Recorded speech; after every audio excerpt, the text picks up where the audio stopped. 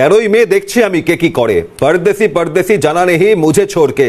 তৃণমূল এই গানটা 13ই মের পর গাইবে, আর এখানকার লোক বলবে অতিথি তুম কব যাওগে। অতিথি আর রোদ্দুরে বেরোচ্ছে না, সব সুদে আসলে জমা হচ্ছে, সেই সুদ আমি উসুল করব। ভোট প্রচারে প্রতিক্রিয়া বিজেপি প্রার্থী দিলীপ ঘোষের।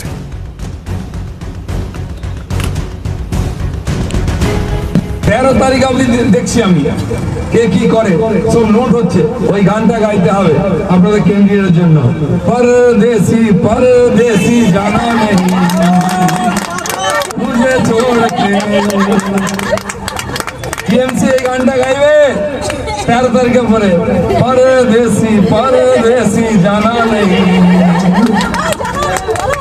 আর এখানকার লোক বলবে অতিথি তুম কব যাওগে। অতিথি আর রুদ্রে বেরোচ্ছে না। টিএমসির ভাইদের বলছি, এদের পাল্লায় পড়ে উল্টা পাল্টা করো না, সুদ জমা হচ্ছে, আসল সুদ আমি উসুল করবো। আমি দিলীপ ঘোষ। 13ই মে দেখবো কে কি করে। বহিরাগত ইস্যু যখন তৃণমূল কংগ্রেসের হাতিয়ার, তখন পাল্টা গানে গানে দিলীপের জবাব। কীর্তি আজাদের উদ্দেশ্যে তৃণমূল প্রার্থী বর্ধমান দুর্গাপুরের, তার এই গানের লাইন। এই মুহূর্তে আমাদের সঙ্গে রয়েছেন তৃণমূলের রাজ্য সহ সভাপতি জয়প্রকাশ মজুমদার। স্বাগত সিএনএ। জয়প্রকাশ দা, যখন তৃণমূল কংগ্রেস বারংবার 2021-এর বিধানসভা হোক বা 2024-এ বহিরাগত ইস্যুকে হাতিয়ার করেছে বিভিন্ন ক্ষেত্রে, যে ভিন রাজ্যের বাসিন্দারা তারা এ রাজ্যের প্রার্থী হয়েছেন, যখন তৃণমূলের যে কীর্তি আজাদ হোক, ইউসুফ পাঠান, দিলীপ ঘোষ বলছেন যে 13ই মের পর পরদেশি পরদেশি জানা নেহি মুছে ছোড়কে তৃণমূল কর্মীরা বলবেন কীর্তি আজাদের উদ্দেশ্যে। কি বলবেন?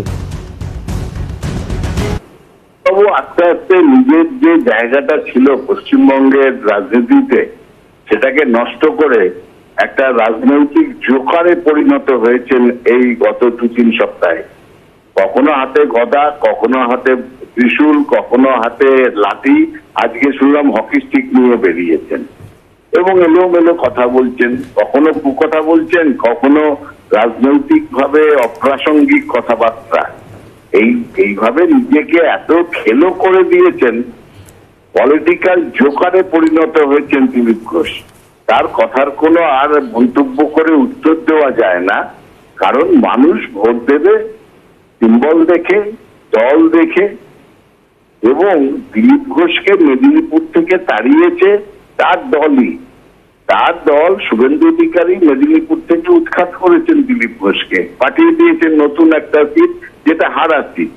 সেখানে কোনো সংগঠন নেই, তাই প্রত্যেকদিন সকালবেলাতে আপনারা দেখবেন এইরকম কাণ্ড কারখানা করে দিলীপ ঘোষ মিডিয়াতে ভেসে থাকতে চাইছেন। এই যে বহিরাগত ইস্যুতে দিলীপ ঘোষ আজ বলছেন যে কীর্তি আজাদ তিনিই তো পরদেশি, তাহলে আখেরে বহিরাগত বলে কিছু হয় না? মানে কীর্তি আজাদ, ইউসুফ পাঠান তারাও বহরমপুর, বর্ধমান, দুর্গাপুরে দাঁড়াতে পারেন, যে কেউ বাংলায় যে কোনো আসনে দাঁড়াতে পারেন, প্রচারেও আসতে পারেন, তাই তো নাকি? এরকম ঘটনা নয়। কীর্তি আজাদ হচ্ছেন সর্বভারতীয় ক্ষেত্রে একটা বিশেষ নাম, যেরকম শত্রুঘ্ন সিনহা।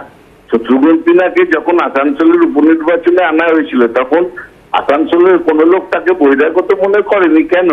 কারণ তার একটা সর্বভারতীয় সত্তা আছে। কীর্তি আজাদেরও তাই সর্বভারতীয় সত্তা। ভারত গর্ববোধ করে তার জন্য। 83 ওয়ার্ল্ড কাপের তিনি একজন সদস্য। এইগুলোকে বুঝতে হবে দিলীপ বাবুদের। ঠিকই ঠিকই। তাহলে জয়প্রকাশ দা, কাউকেই বহিরাগত বলাটা ঠিকই নয়, মানে বহিরাগত বলার কোনো মানেই হয় না, তাই তো? কাউকে তা নয়, বহিরাগতর মধ্যেও পার্থক্য আছে। একজন যখন সর্বভারতীয় সত্তা হয়, তখন সে কোথাওই বহিরাগত নয়। কিন্তু যদি শুধু এই সর্বভারতীয় সত্তা ছাড়া একদিন যদি এক জায়গা থেকে আর এক জায়গায় উড়ে এসে জুড়ে বসে, তখন তো লোক তাকে বহিরাগত বলবেই। এটা বোঝার বিশেষ দরকার আছে, কারণ মানুষ, সাধারণ মানুষ যখন ভোট দেয়, তাদের কাছে এই বিষয়টা খুব গুরুত্বপূর্ণ। আমি আপনাদের শুধু একটা কথা মনে করিয়ে দিই, এর আগে দার্জিলিং কেন্দ্রে একের পর এক বিজেপি নিয়ে এসছে একদম অপ্রাসঙ্গিক সব লোকজনকে, এবং তাদেরকে প্রতিবার পাল্টাতে হয়েছে। তারা সর্বভারতীয় সত্তা ছিল না। দার্জিলিং এ এসে ভোটের রাজনীতি করে লোকাল সেন্টিমেন্ট উস্কে দিয়ে বিজেপি জেতাতে পেরেছিল, কিন্তু রিপিট করতে পারেনি। তার কারণ এইটাই, আবার নতুন ক্যান্ডিডেট দিতে হয়েছে তাদের। একেবারেই জয়প্রকাশ দা, মানে আপনি যেমন বলছেন, কিন্তু তারপর যাদবপুরে বারবার তৃণমূল কংগ্রেস জেতার পরেও সোমনাথ চট্টোপাধ্যায় বা মমতা বন্দ্যোপাধ্যায় যে যাদবপুরে জিততেন সেখানে সুগত বসু, মিমি চক্রবর্তী থেকে শুরু করে একের পর এক প্রার্থী জেতার পরেও বদলাতে হয়েছে। এই উদাহরণও বিজেপি টানে। যাই হোক, এই আলোচনায় পরবর্তী সময় আবারও আপনার মতামত নেব। অনেক ধন্যবাদ। জয়প্রকাশ মজুমদার, তৃণমূল রাজ্য সহ সভাপতি, ফোনে ছিলেন।